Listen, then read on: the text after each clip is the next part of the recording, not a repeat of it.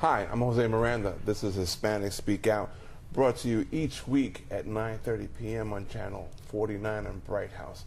Been on the air a few years with its host, Danny Ramos. Tonight we're going to talk about voting, and I have the pleasure and privilege of being joined by Dolores Guzman, who is with the Volusia Vote? Register to Vote Volusia. Register to Vote. Good evening. How are you? Fine, and you, Jose? Good. Tell us a little bit about what this is about. Well, Register to Vote Volusia was done this coming year, February. I came up with the idea of, after the election, we felt like we needed to do more to register more voters in our area.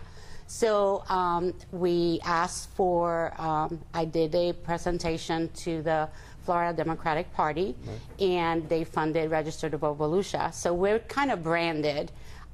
We want the people in our county to know who we are, where they can find us. We have a website, which is www.registertovotevolusia.org. And if they need information about voting and where they need to go, what their precincts are, where we're going to be at on the next event, they can go there.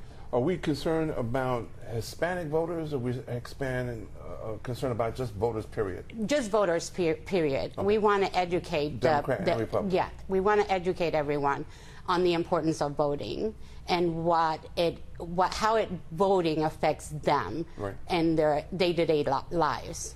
For instance, they should know who their different candidates are, what their different points of view are, so that they recognize who they are and that they make the appropriate election when they come to the voting polls. Dolores, how'd you get to this point? Where'd you come from? How'd you do this? Well, I was born in New York. Okay. I was raised in Puerto Rico, and elections over there are very, very hectic. And I grew up in a little town called Palmer, near Rio Grande, and my dad was very involved in the community. So that's where I get it from my dad getting involved in the community. And when I left that town, I got married, kids, and ended up here in Deltona, Florida. I've been here for 23 years. So you were just minding your business one day and decided that the voting things needed to have a change here? Well, when the Democrats lost the House in 2010, that's what activated me. Okay. I needed to make sure that we were more balanced in the House in Washington, and I wanted to make a difference in my community. And so I went and started Register to Vote. This is a Republican state and has been for such a long time. What do the Democrats need to do in order to make changes? Well, I need that. One of the most important things is educating the people on how important it is to cast your vote and how that affects you daily. They need to know that educating their kids on how to recognize people, their leaders in the community, so that they can start that trend, that the importance of voting. Democrats traditionally have been very argumentative about themselves, and probably disproportionately so. How do we get around that in the voting cycle? And with the voting changes, how is that going to affect the way you go about registering? Well, how do I go about registering? Well, I mean, we know the voting laws have been changed. Okay, yeah. So how are we going forward to get people to get the proper IDs and things like that to go vote? Is that something that in your purview of expertise to handle? Well, I tell people that they have to be either have an ID, a Florida ID, a student ID. We go and register students at Bethune-Cookman College, at Stetson University, and I make sure that they have their student ID, because with that they can go and vote. They can cast their vote. Right now here in Florida, I don't know. Other states are trying to get that away. Here, still they can do their voter. Go to vote with their student ID. The other people, they have to have an ID, and if they don't have an ID, well,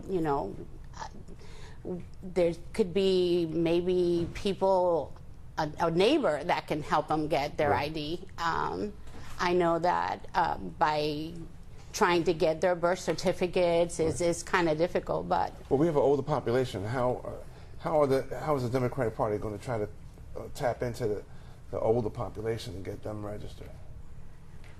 Well, and I know it's a difficult task. Difficult task, right. Yeah. We did a lot of canvassing. We did a lot of door-to-door and making sure that all the people that were in that household were registered to vote. I walked half of Deltona, last year, and we made sure that every door that we knocked, people were registered. I didn't care who they were registering for, but that they were registered and that they will come out and vote and cast their vote. How's the enthusiasm level out there? Are people wanting and ready to vote? I think so, and I have about 30 volunteers that are dedicated to doing all the events that we have around the county. People are very excited about voting. Tell us one more time how to reach you. It is www.registertovotevolusia.org. And is there a phone number also associated with that yet, or not yet? Yes, there is a phone number, and I cannot remember it. Okay. I'm so sorry. We'll get that to you and have it posted.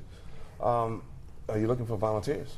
Yes, we need volunteers. Everyone that can volunteer a couple hours a month. I'm not asking for a lot, but if I have 100 volunteers and every volunteer registers 3 or 4 people every week, we will make a difference. In 30 seconds or less, what's the one word that you want people to understand about this voting thing? It's your right. Okay. All right. On that note, we're going to take a quick break. We'll be right back, and joining us will be Sheila, and we're going to continue this conversation about voting rights. We'll be right back. I'm Jose Miranda. This is Hispanics Speak Out. Ahora puedes demostrar tu orgullo hispano mientras manejas en la carretera con la nueva tablilla o placa de auto hispana conmemorando los 500 años del descubrimiento de Florida por Juan Ponce de León. Obtén tu tablilla hispana este año y harás la diferencia. Nuestra comunidad se beneficiará con más programas y servicios. Resalta nuestra cultura, nuestras raíces.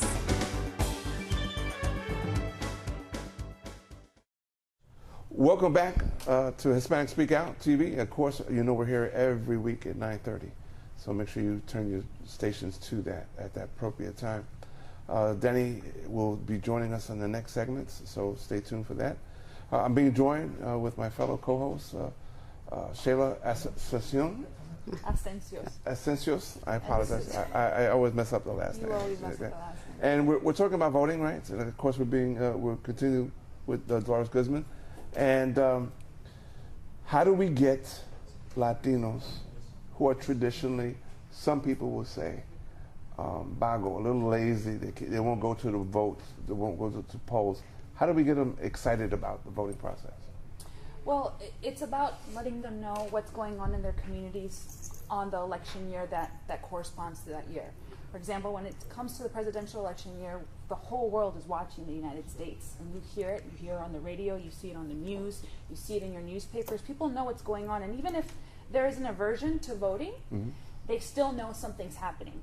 But what happens on local elections, and one thing that Dolores is doing, I think, is a positive, it's a wonderful thing. It's to really knocking on doors, reaching those people and educating them, letting them know that on off presidential election year, something's going on that they should be concerned about. So it's about really reaching out. And with that, I mean outreaching. Definitely knocking on those doors or calling them or doing things like this that makes people aware about what's going on. Well, I put this out to both of you. Why should they care about local elections? Let's just worry about the 4 years and forget about whoever runs the local stuff. Why should we care? Well, because the local is their city government runs that city. So if they don't know who is the commissioners in their city, they're the ones that raise your sewage. They're the ones that raise your water bill. They're the ones that raise your garbage pickup. They're the ones that raise your taxes. So they're the ones that are voting. If you do not know who those people are and you did not cast your vote then it's trouble. You can't complain about what they're doing because you did not go out and elected the person that you wanted to choose to make those decisions for you. It would seem out there, based on looking at the candidates that are available out there, that the candidates are lacking. What do we need to do, especially in the Hispanic community, to get qualified people out there so that we can get on board? Well, I think that it's really finding people that can represent their communities, that are from the location, that are educated enough to be able to fight with those people that you see in Tallahassee or in D.C. in Congress, and also humble enough to know how things affect people on a day-to-day basis, to be able to be in with the people and also to be able to be tough enough to face those other challengers that they'll have in headquarters or in, like I said, Tallahassee or in D.C. Would you agree, or Yes, ma'am. what do you think in terms of what would be the perfect, I guess, candidate for you, or at least what are the things that you do when you say, I'm going to back this candidate up? Other than, of course, you being a Democrat, but what do you look for?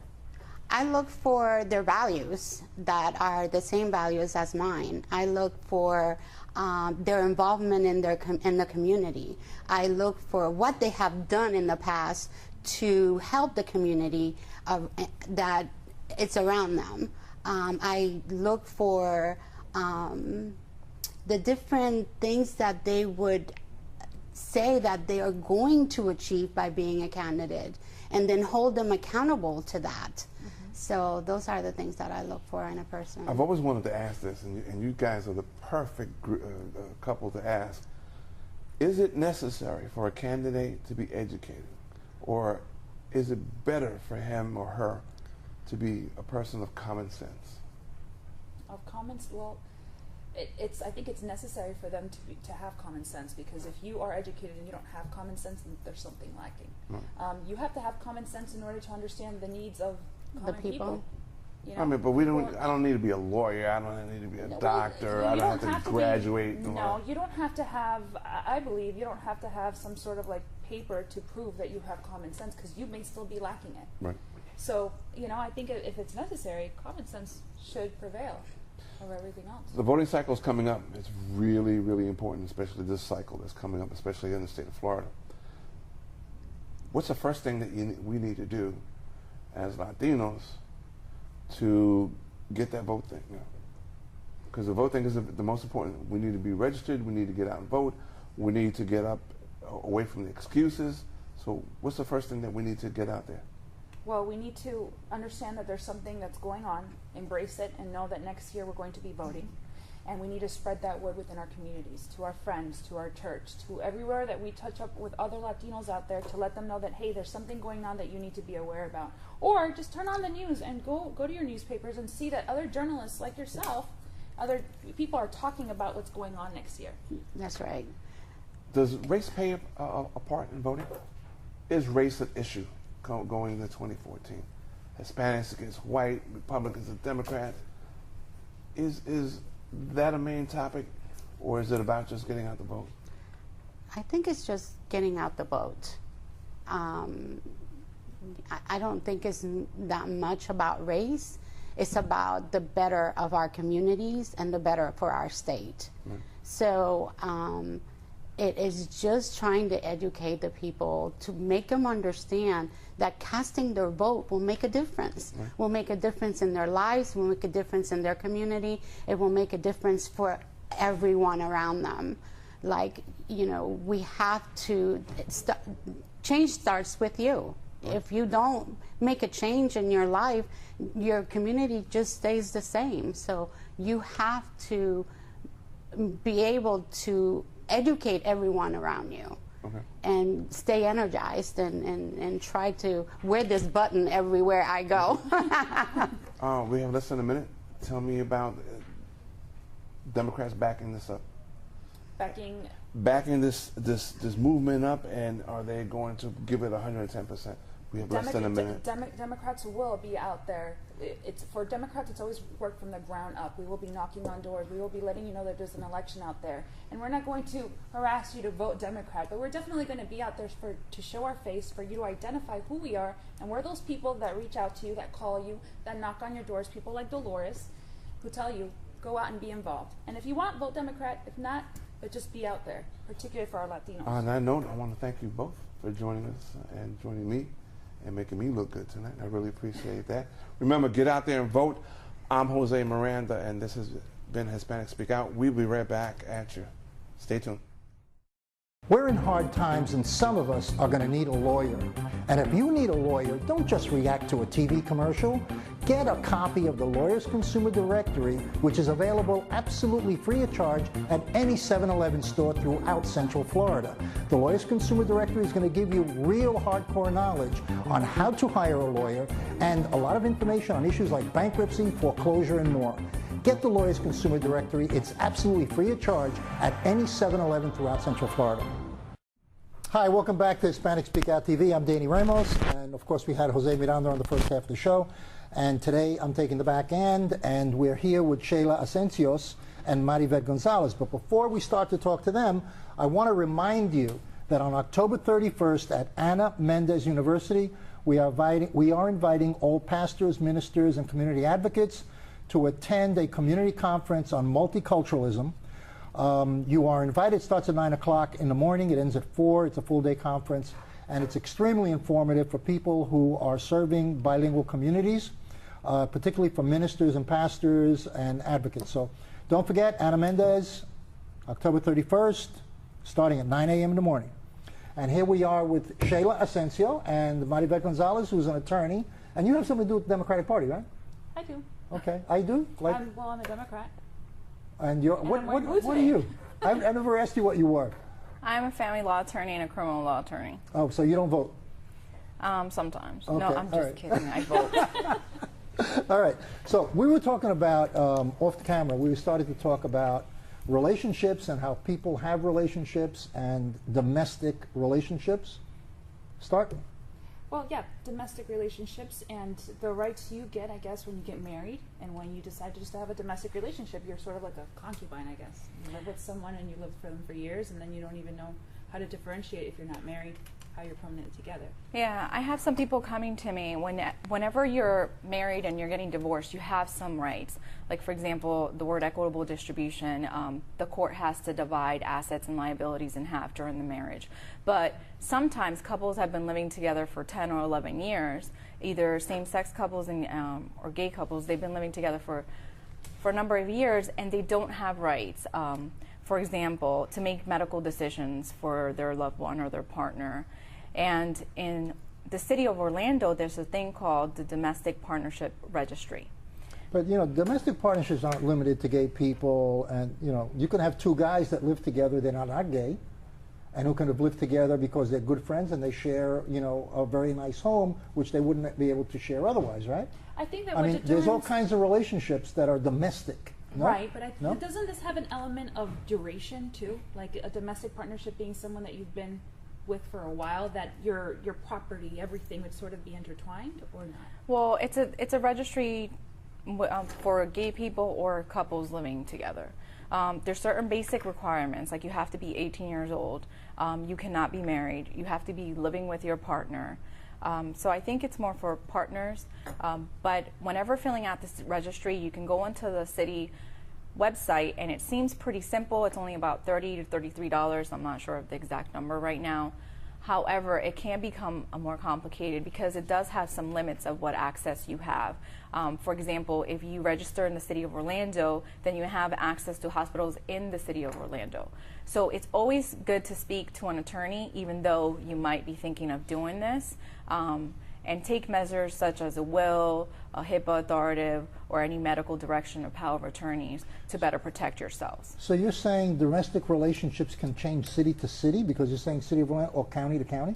Exactly. You have to actually figure out where you live to see if you qualify, because not all counties or cities. So if you're entering into a domestic relationship with a partner, whoever that partner is, you got to look it up before buying a house, or, you know, it would be a good thing before buying a house or making a commitment to some kind of expensive property.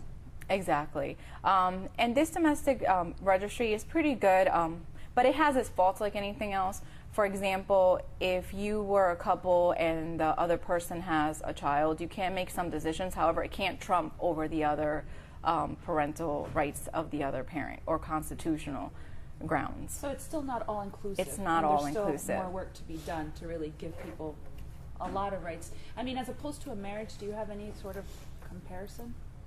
Well, for example, like I said, when you're married, there's some rights that go along with a marriage. So, for example, if you buy a house during the marriage and you've only been married for 2 years, even if it's on one person's name, the mortgage, that house is marital property because it was obtained during the marriage. However, you may be living with a person for 22 years and now you don't get the same rights as a married couple that's getting a divorce. That's interesting. Okay. And another thing is, for example, as an attorney, I can go to the jail and visit my clients at any time I want. And sometimes you get correctional facility visitations with this that otherwise you wouldn't have had because you're not a family member. Okay. Oh. Anything else? No, I don't really have. So, you know, it seems to me that it's kind of, there should be something that covers everybody. I mean, how can you have a law? Is it a law, like or is it, what is it, you know, in Orlando? Because if it's a law, then it's got to cover. It's almost like a privilege, right? That's limited to. It's in the statute, so. Is a statute a law? I don't know. You know, it's like, how can you have something function for some people in one city and not cross the street, and then it doesn't function across? That's kind of crazy. And with that said, it kind of denotes that maybe our area or the state is kind of divided. Exactly. As you can see, it's not even. It's by city and counties. Even in the cities and counties here are divided. Okay, we ran out of time. This is Maribeth Gonzalez, and stay tuned because she's coming back. She's going to talk to some people from Planned Parenthood right now regarding some community issues, and Shayla and I are going goodbye. Okay? We'll see you later. Ahora puedes demostrar tu orgullo hispano mientras manejas en la carretera con la nueva tablilla o placa de auto hispana conmemorando los 500 años del descubrimiento de Florida por Juan Ponce de León.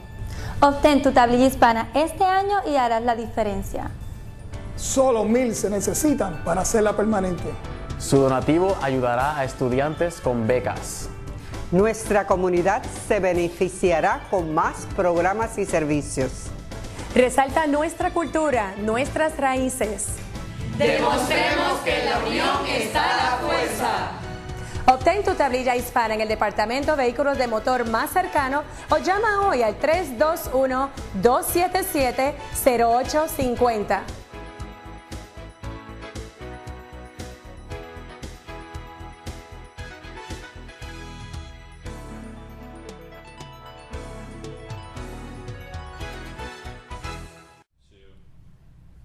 Hello, my name is Maribeth Gonzalez, and I'm a family law attorney in Central Florida, and I am here with... my name is Anavi Escamani, and I'm the External Affairs Manager for Planned Parenthood of Greater Orlando. And today we're going to talk about cervical cancer. The first question is, what is cervical cancer? So cervical cancer is one of the most common forms of cancer for women across the world. And actually here in the United States there were 12,000 diagnoses of cervical cancer with 4,000 deaths. And so cervical cancer is very serious in this country and around the world. And I think what makes it even more crucial to talk about is that it's so preventative. How do you get cervical cancer? It actually comes from the HPV, which stands for human papillomavirus, and it's a very common virus actually that comes into play through just contact, the touch-to-touch contact, and so genital warps originates from HPV as well, and some strains of it do also lead to cervical cancer. What are some myths about the HPV vaccine? Well, I think there's a lot of discussion around HPV vaccine. There's actually two types of vaccines, with the most common being Gardasil. And there is a lot of concern that Gardasil can have negative impacts on individuals, and especially young girls. And I will say that just like any vaccine, it's going to be risk involved in regards to just individual bodies reacting differently. And so no matter what your situation is, please talk to your healthcare provider about which vaccine might be right for you, and definitely take all factors into consideration. But overall, the HPV vaccine is very safe and has been deemed as very safe by the FDA and is recommended for young girls. What about boys? Because I know cervical cancer is usually connotated with females, but I know that when I took my son, they talked to me about the HPV vaccine, It's and true. I actually refused it because I didn't know the information about it. Okay. And he was talking about there was a series of 3 shots. I don't remember the exact Yes, details, yes. but as a parent, I get concerned, not only for my female, but also for my young son. So what would you say to a parent like me when I go to the doctor? Well, I would tell you that Gardasil actually is safe for young boys. And when it comes to both girls and boys, Gardasil is most effective when it's taken at a younger age, around 13. It can be safe at 9, but most doctors recommend it be 13 and above. And it's most effective before you're sexually active. But just because you are sexually active does not mean you should not get the Gardasil vaccination. There are going to be some strains of HPV that you might not have contracted. And the thing about HPV is that in most cases, you have it without any symptoms, right? It's not even I'm there. smirking because what my first thought when the doctor said was like, he's not sexually active, he's too young. But these are things that are important that you need to educate yourself. I did not know that it doesn't matter that you don't have to be sexually active. It's actually much and that better. you actually have to take it better when he's a teenager. And I understand better Yes. why my doctor even brought it up. Exactly. No, it actually is much more effective before you're sexually active, and so it is recommended for especially young girls and boys because the Gardasil vaccine not only prevents cervical cancer but also other forms of cancer such as cancer of the vulva, throat cancer. I mean, any type of way where an HPV vaccine can be contracted through sexual intercourse or interactions, the virus could exist, and so cervical cancer. It's just one big part of that, but the HPV vaccine covers so much and is really crucial for all of our young people to have access to it. And should a person get screened? What age is appropriate age Well, to get that's a great question. In regards to the HPV vaccine, you don't need necessarily to be screened to get it. Okay. But of course, when it comes to cervical cancer in general, unless you have cancer in your family, most doctors recommend being screened every 3 years, starting at 21. However, if you are sexually active at a younger age, if you have cancer in your family, your healthcare provider might encourage you to get checked more often. Okay. So, so the best thing to tell our viewers is to educate themselves that there may be some negative impacts, just like anything in life. It's whatever's best for you, so you have to talk to your medical provider to see what is the right, if this vaccine is right for that person. Definitely, but I will say that, in countries across the world where the HPV vaccine has been implemented in really strong ways, we've seen dramatic decreases in cervical cancer. And so overall, the HPV vaccine is incredibly important. It's very safe. And, like Mary Beth said, talk to your healthcare provider about it. If you do not have a provider, Planned Parenthood Greater Orlando does provide the Gardasil vaccination. It's a series of 3 shots over 6 months. And please feel free to give us a call to learn more about that. And thank you for joining us tonight on this important topic on women's issues.